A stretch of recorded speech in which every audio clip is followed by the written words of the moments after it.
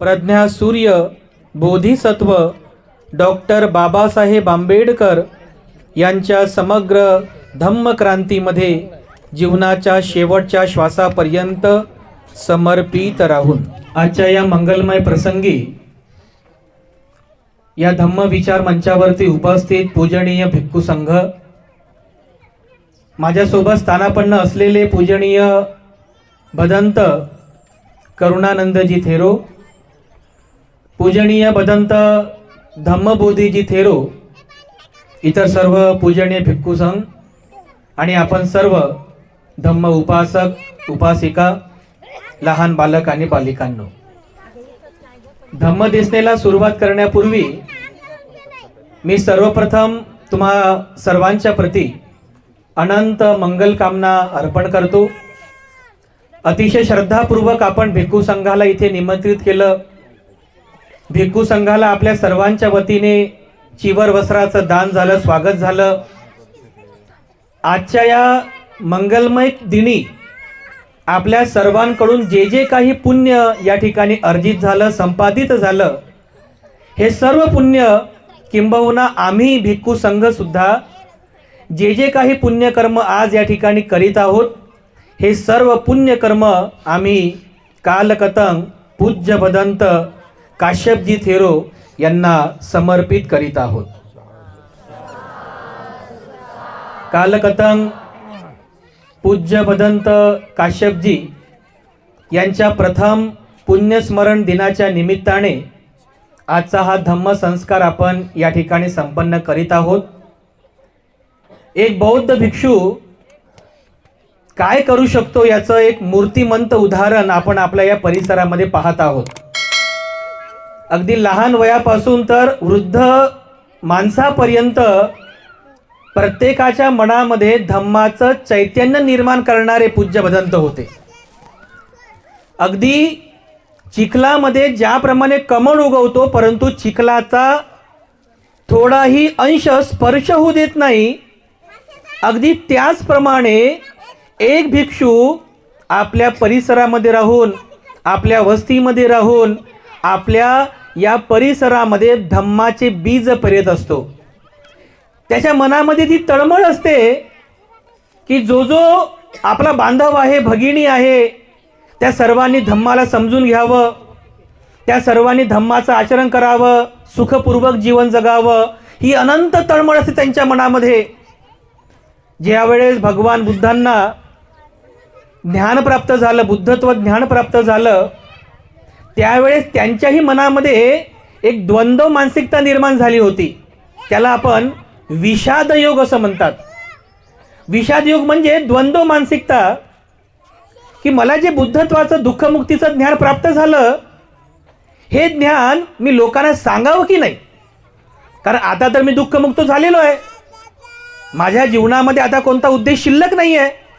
मग आता जे बुद्धत्वाचं ज्ञान मी प्राप्त केलं, हे बुद्धत्वाचं ज्ञान, हे दुःखमुक्तीचं ज्ञान मी लोकांना सांगावं की सांगू नये। भगवान बुद्ध शांत चित्ताने चिंतन करतात आणि एक नजर टाकतात, एक कटाक्ष टाकतात या जनतेकडे, या लोकांकडे, तर त्यांना निदर्शनामध्ये येते, भगवान बुद्धांना ही गोष्ट निदर्शनास येते, अरे हे जे लोक आहेत, हे लोक खूप दुखी आहेत बिचारे। हे जे लोक आहेत, हे लोक जीवनाच्या अज्ञानामुळे दुखी आहेत।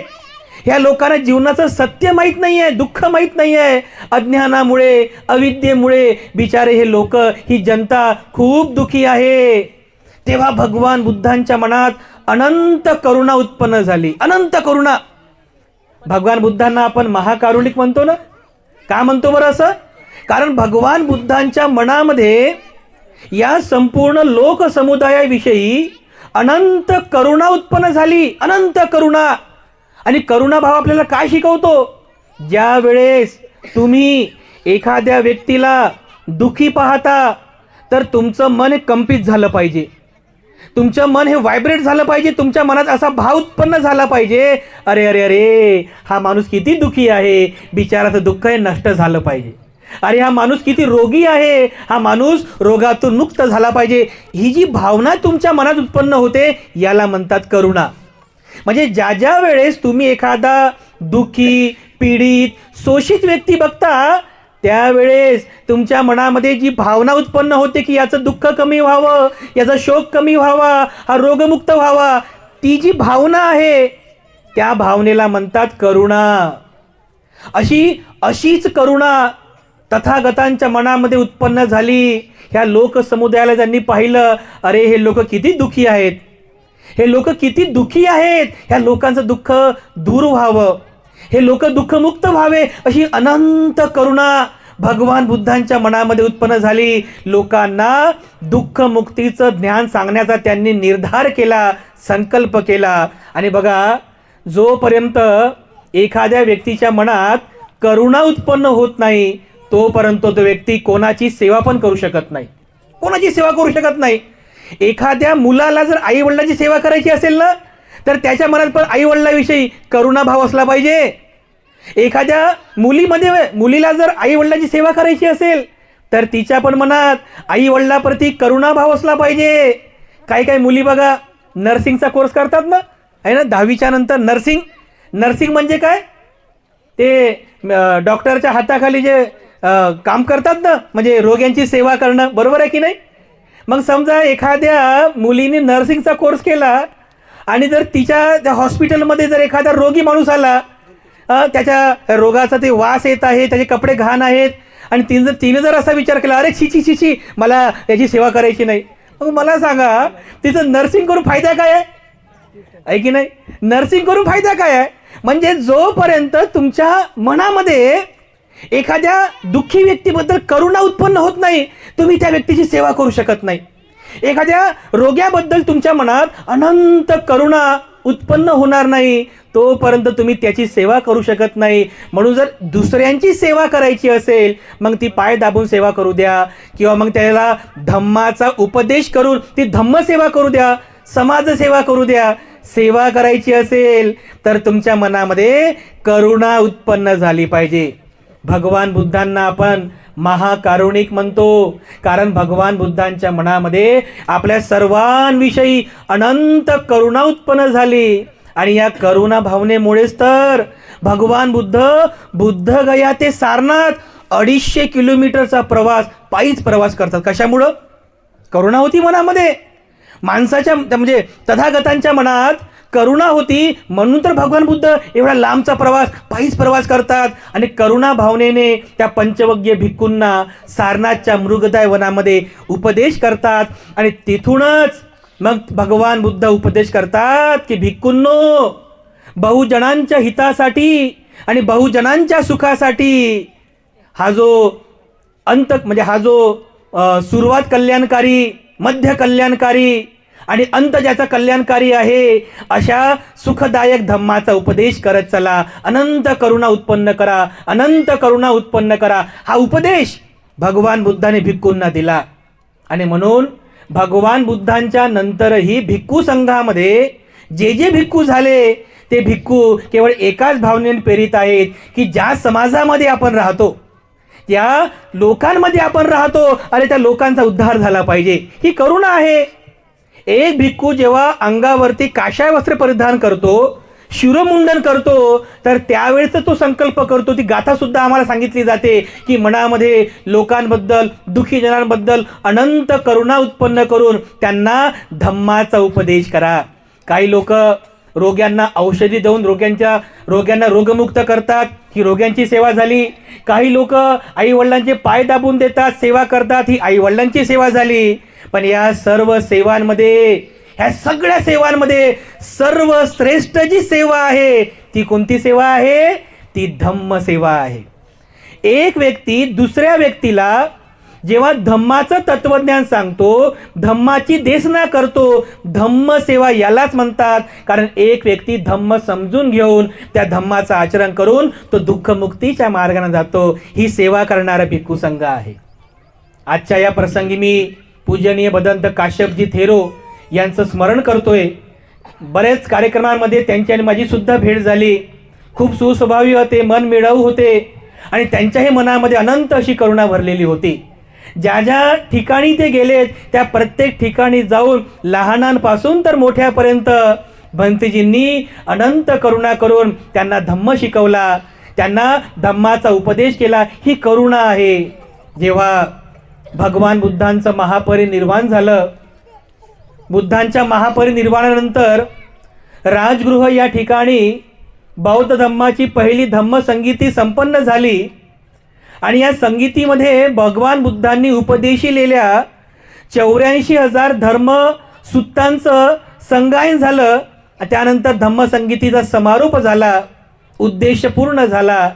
आणि त्या संगीतीमध्ये उपस्थित असलेले भगवान बुद्धांचे उपस्थापक, भगवान बुद्धांचे सेवक भंते आनंद हे सुद्धा उपस्थित होते. आणि मग ते विचार करतात की आता धम्मसंगीती संपन्न झाली, माझा उद्देश आता सफल झालेला आहे, आता मी सुद्धा परिनिर्वाणाला प्राप्त करावं. म्हणून राजगृहामध्ये असताना भंते आनंद ते सुद्धा परिनिर्वाणाची घोषणा करतात की मी सुद्धा आता परिनिर्वाणाला प्राप्त होणार आहे. तर आनंद भंते सुद्धा आता परिनिर्वाणाला जाणार आहेत. तर त्यांचं दर्शन घेण्यासाठी राजगृहामध्ये सगळे लोक जमा झाले. भंते आनंद यांच्या मनामध्ये विचार आला की परिनिर्वाण प्राप्त करण्यापूर्वी एकदा आपण कुशीनगरला जावं, ज्या ठिकाणी तथागतांचं महापरिनिर्वाण झालं, त्या महापरिनिर्वाणाचं आपण दर्शन घ्यावं, त्या स्थळाचं दर्शन घ्यावं. म्हणून भंते आनंद राजगृहावरून पायीच प्रवास करत कुशीनगरच्या दिशेने निघतात. राजा अजातशत्रूला समजलं की भंते आनंदाने परिनिर्वाणाची घोषणा केलेली आहे. अरे आता पुन्हा आनंद भंते परत राजगृहामध्ये येणार नाही आहेत, कारण ते परिनिर्वाण प्राप्त करतील. तर चला चला आपण सुद्धा आनंद भंतेजींचं दर्शन घेऊया. तर राजगृहाचा राजा, तो एवढा मोठा राजा अजातशत्रू, तो सुद्धा महलातून बाहेर येतो आणि आनंद भंतेच्या मागे मागे मागे मागे मागे मागे मागे मागे चालत राहतो असं हात जोडून. ही बातमी वैशालीच्या लिच्छवी लोकांना सुद्धा समजली की आनंद भंतेजींनी परिनिर्वाणाची घोषणा केलेली आहे आणि कुशीनगरला जात असताना ते आता वैशालीला सुद्धा येणार आहेत. अरे चला चला लवकर आपण भंते आनंद यांचं पुन्हा दर्शन घेऊया, कारण पुन्हा आनंद भंतेजींचं दर्शन होणार नाही आहे. सगळे वैशालीचे लिच्छवी लोक, वैशाली नगरीच्या त्या म्हणजे सीमा प्रदेशावरती एक गंडक नदी वाहते, आजही ती नदी त्या ठिकाणी आहे. तर त्या गंडक नदीच्या पलीकडच्या तीरावर ते सर्व वैशालीचे लिच्छवी लोक उभे झाले असे हात जोडून, कारण आता आनंद भंतेजी इथून येणार, आम्ही त्यांचं दर्शन घेणार. अरे आमचं किती मोठं पुण्य, किती मोठं पुण्य. भंते आनंद त्या ठिकाणी हळूहळू समोर येत आहेत. लाईट गेली का? ऐका, भंते आनंद तिथून पुढे पुढे येत आहेत, वैशालीच्या सीमा प्रदेशापर्यंत आले. तेही पाहतात, अरे माझ्या मागे अजातशत्रू राजा उभा आहे आणि नदीच्या पलीकडे वैशालीचे लिच्छवी लोक उभे आहेत. जर मी नदी पार करून वैशालीच्या लिच्छवी लोकांकडे गेलो तर अजातशत्रू नाराज होईल, आणि जर का मी परत फिरून अजातशत्रू राजाकडे गेलो तर वैशालीचे लिच्छवी लोक नाराज होतील. कोणाला पण नाराज करायचं नाही. म्हणून भंते आनंद त्या गंडक नदीमध्ये असं उतरतात. त्या प्रवाहित पाण्यामध्ये उतरून अगदी मध्यापर्यंत जातात आणि त्याच ठिकाणी ते बुद्धांचं स्मरण करतात, त्या ठिकाणी ते धम्माचं स्मरण करतात, संघाचं स्मरण करतात. आणि अगदी पाण्याच्या त्या प्रवाहामध्ये अगदी मध्यामध्ये राहूनच स्मृती करून त्याच ठिकाणी भंते आनंद यांचं परिनिर्वाण होते. त्या गंडक नदीमध्ये पलीकडे वैशालीची लिच्छवी लोक उभे आहेत, इकडे अजातशत्रू राजा उभा आहे, हे दोघेही हात जोडत आहेत. आणि त्यावेळेस आनंद यांचं परिनिर्वाण झालं. त्या वैशालीच्या लिच्छवी लोकांनी अतिशय सन्मानपूर्वक भंते आनंद यांच्या त्या पवित्र देहाला तीराजवळ आणलं. पुढील 7 दिवसांपर्यंत परंपरा होती त्यावेळेसची. पुढील 7 दिवसांपर्यंत सगळ्या नगरामध्ये भंते आनंद यांच्या त्या पवित्र देहाचा दर्शन सोहळा संपन्न झाला. जो तो येऊन आनंद भंतेजींचं दर्शन घ्यायचा. परिनिर्वाण झालेले आनंद यांचा अग्निसंस्कार विधी तिथे संपन्न झाला. जेव्हा आनंद भंतेजींचा अग्निसंस्कार संपन्न झाला तर तिथेही ज्यावेळेस आनंद भंतेजींच्या अस्थी जमा करण्यात आल्या तर तिथे मग अजातशत्रू राजा म्हणाला की आता ह्या अस्थी मी परत घेऊन जाईल राजगृह नगरीमध्ये. आणि वैशाली लिच्छवी म्हणाले, नाही नाही, भंते आनंद यांचं परिनिर्वाण आमच्या राज्यामध्ये झालं तर या अस्थी आम्हाला पाहिजे. तर थोडा विवाद होऊ लागला आणि त्या ठिकाणी शांत चित्ताने समेट घडून आला आणि भंते आनंद यांच्या अस्थींचे 2 भाग करण्यात आले. एक भाग अस्थींचा एक भाग अजातशत्रू राजाला प्राप्त झाला आणि एक भाग वैशालीच्या लिच्छवी लोकांना प्राप्त झाला. आणि असं म्हणतात की जो राजा अजातशत्रू होता तो सुद्धा आनंद भंतजीने त्या अस्थी घेऊन सन्मानपूर्वक तो राजगृहामध्ये घेऊन आला आणि त्या राजगृहामध्ये त्यांनी भंते आनंद यांच्या अर्ध्या अस्थींवरती स्तूप निर्माण केला होता असा पण इतिहास आहे. पण तो स्तूप आता नेमका कुठे आहे त्याचा अजूनही थांगपत्ता लागलेला नाही आहे. पण वैशालीच्या लिच्छवींना ज्या म्हणजे भंते आनंदाच्या ज्या अर्ध्या अस्थी प्राप्त झाल्या होत्या त्या अर्ध्या अस्थींवर लिच्छवी लोकांनी एका भव्य स्तूपाची निर्मिती केली. आजही तो स्तूप वैशालीमध्ये आपल्याला पाहायला मिळतो. कोण कोण वैशालीला गेलेला आहे? जे लोक वैशालीला गेले त्या सर्वांनी त्या स्तूपाचं दर्शन घेतलं असेल, आहे की नाही? वैशालीमध्ये गेल्यानंतर आजही भंते आनंद यांच्या त्या अस्थींवर निर्माण करण्यात आलेला तो स्तूप त्या ठिकाणी आहे, भग्नावशेषामध्ये आहे. त्या स्तूपाला भंते आनंद अर्धांग अस्थिस्तूप असं म्हणतात, कारण अर्ध्या अस्थीवरती बांधला होता ना, म्हणून त्याला अर्धांग अस्थिस्तूप म्हणतात. तर लिच्छवी लोकांनी त्यांची श्रद्धा प्रकट केली. ज्याप्रमाणे लिच्छवींनी, वैशालीच्या लिच्छवींनी भगवान बुद्धांच्या अस्थींवरती भव्य स्तूप निर्माण केला, त्या स्तूपापासूनच अगदी काही मीटरांच्या अंतरावर भंते आनंद यांचा सुद्धा स्तूप तिथे निर्माण केलेला आहे. तुम्ही जर कधी वैशालीला गेलात तर वैशाली हे स्थळ बघा किती पवित्र आहे. तुम्हाला एक वैशिष्ट्य सांगतो या वैशालीचं.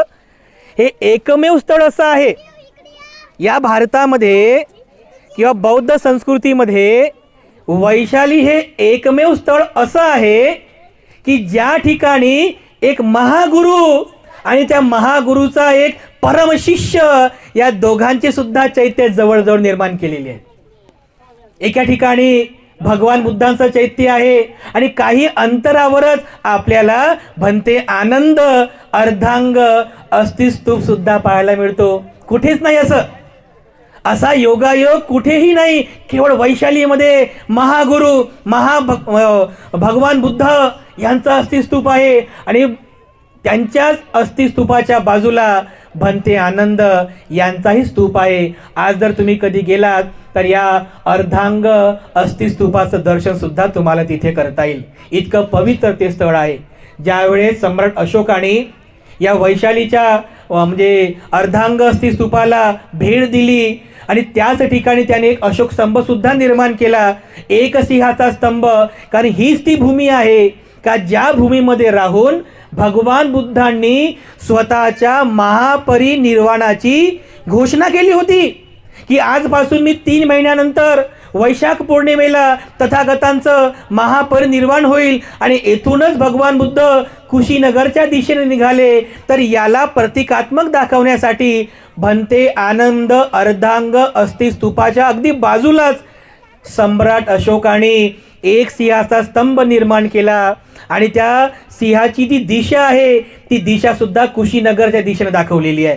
कारण या दिशेने भगवान बुद्ध कुशीनगरकडे गेले हे प्रतिकात्मक त्या ठिकाणी दाखवलेलं आहे. हे सर्व जे चैत्य आज आपण पाहतो हे सगळे चैत्य आपल्यासाठी पवित्र आहे आणि म्हणून या चैत्यांची जी पवित्रता आहे ती पवित्रता आपल्याला समजली पाहिजे.